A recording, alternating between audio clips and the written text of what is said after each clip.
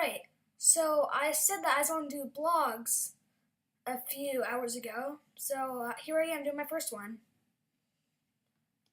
This is random considering I usually do video games, but I want to show you how to do the checkerboard on Rubik's Cube.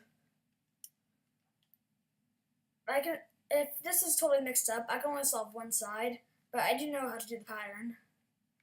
So you're going to do 2 on every side. 1, 2. Again, 1, 2. And turn around. 1, 2. 1, 2. Over here. 1, 2. 1, 2. And it's checkerboard.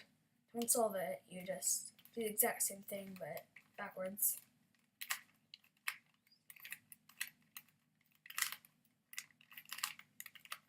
Well, yeah, that's checkerboard on Rubik's Cube. Alright, bye.